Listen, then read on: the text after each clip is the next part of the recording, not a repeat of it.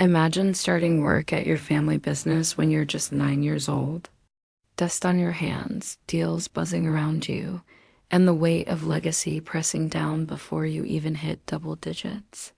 For one young man, that world was everything until a series of heartbreaks, bad choices, and family decisions stripped away the ownership he fought so hard to earn. This isn't just a story about losing a stake in a shop. It's about a life built on hustle, shattered by loss, and rebuilt through quiet determination. He grew up in the glow of neon lights in a city that never sleeps. Born in the spring of 1983, he was the middle son in a tight-knit family running a pawn shop that became legendary. His dad and granddad were the heart of it, tough, sharp, and deeply committed to turning forgotten treasures into profit. From the moment he could count change, he was there, polishing glass cases, learning which items held hidden value, watching his elders haggle like it was an art form. By his teens, he wasn't just helping, he was running the floor, managing dozens of staff, spotting deals no one else could.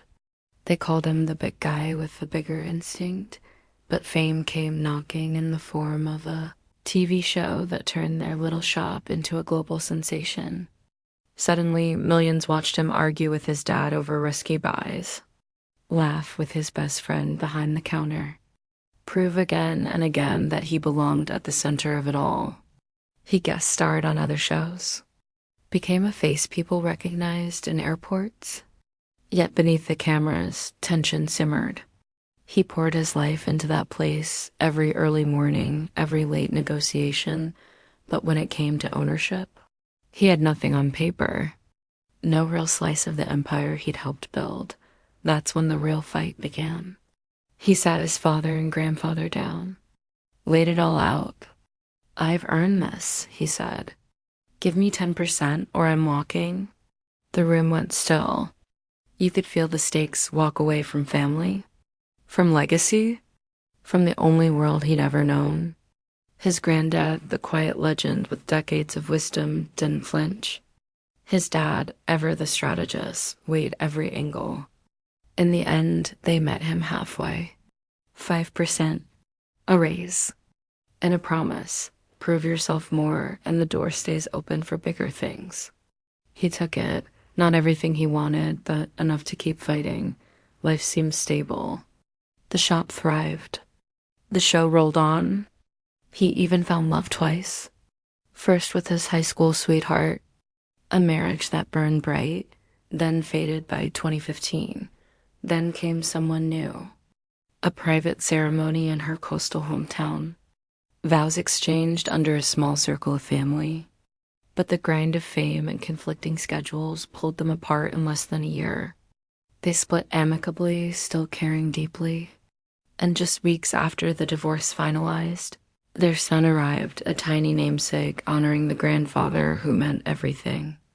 Becoming a dad terrified him, thrilled him, gave him new purpose. If this story touches your heart, please share it.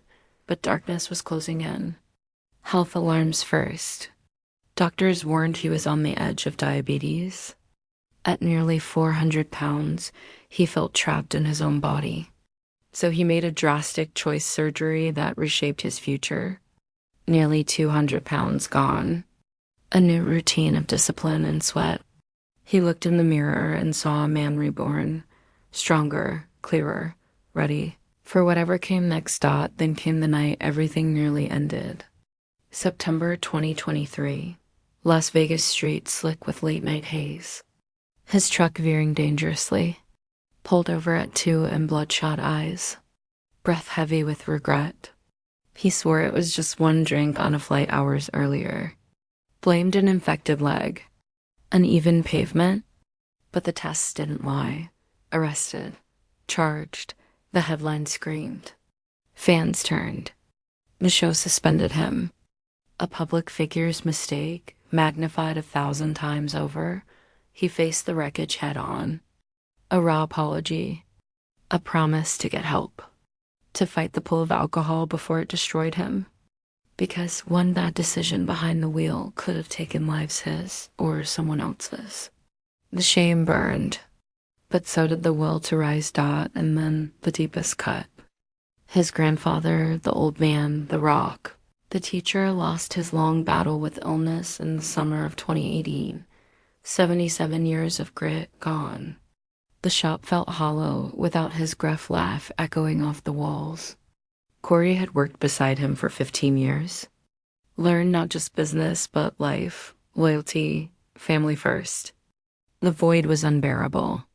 Operations shifted. Responsibilities doubled. Grief layered on top of everything else.